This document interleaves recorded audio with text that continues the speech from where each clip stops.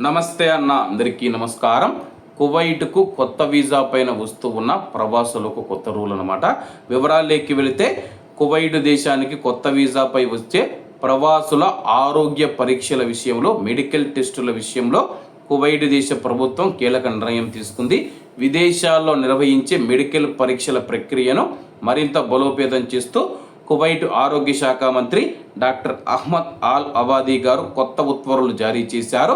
Gulf cooperation council GCC రూపొందించిన వాఫిద్ పథకం యొక్క నూతన నిబంధనల ప్రకారం ఈ మార్పులు చేపట్టారు. కొత్త నిబంధనల ప్రకారం కువైట్ దేశ ప్రజల ఆరోగ్య భద్రతను దృష్టిలో ఉంచుకొని ప్రవాస కార్మికుల వైద్య పరీక్షల వ్యవస్థను మరింత పటిష్టం చేయడం ఈ చర్య ప్రధాన ఉద్దేశం. మొత్తం 54 విభాగాలతో రూపొందించిన ఈ కొత్త నిబంధనల ద్వారా వైద్య పరీక్షల ప్రక్రియలో వేగం, ఖచ్చితత్వం పెరుగుతాయని చెప్పి ఆరోగ్య మంత్రిత్వ శాఖ వెల్లడించింది. వివిధ ప్రభుత్వ విభాగాల మధ్య ఆన్లైన్ అనుసంధానాన్ని పెంచడం ద్వారా పారదర్శకతను పెంచనున్నారు. విదేశాల్లో గుర్తింపు పొందిన మెడికల్ సెంటర్లపైన పర్యవేక్షణను కువైట్ ప్రభుత్వం మరింత తీవ్రతరం చేయనుంది. అనాధికారిక ఏజెన్సీల ద్వారా సర్టిఫికెట్లను అడ్డుకోవడానికి ఈ చట్టం తోడ్పడుతూ ఉంది.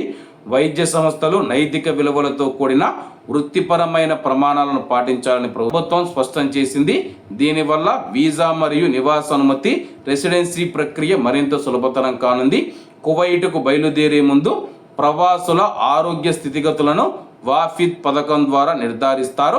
అయితే విదేశాల్లో పరీక్షలు పూర్తయినప్పటికీ కువైట్ చేరుకున్న తర్వాత మరోసారి స్థానిక మెడికల్ సెంటర్లలో ఆరోగ్య పరీక్షలు చేయించుకోవడం తప్పనిసరి అని చెప్పేసి అధికారులు అయితే స్పష్టం చేయడం జరిగింది. ప్రస్తుతం మనం చూసుకుంటే కానీ జీసీసీ దేశాలు ఏవైతే ఉన్నాయో వాటికి అనుగుణంగా ఈ యొక్క కొత్త నిబంధనలు తీసుకువచ్చామని చెప్పి, కాబట్టి కువైట్కు కొత్తగా వచ్చి ఎవరైతే ప్రవాసులు ఉన్నారో మెడికల్ టెస్టుల్లో మార్పులు చేశారో, అంటే కొత్త వీసాకు ముందే మనం చూసుకుంటే మన యొక్క ఊరిలోనే గుర్తింపు పొందిన మెడికల్ సంస్థ ద్వారా మనమైతే మెడికల్ చేయించుకోవాల్సి ఉంటుంది.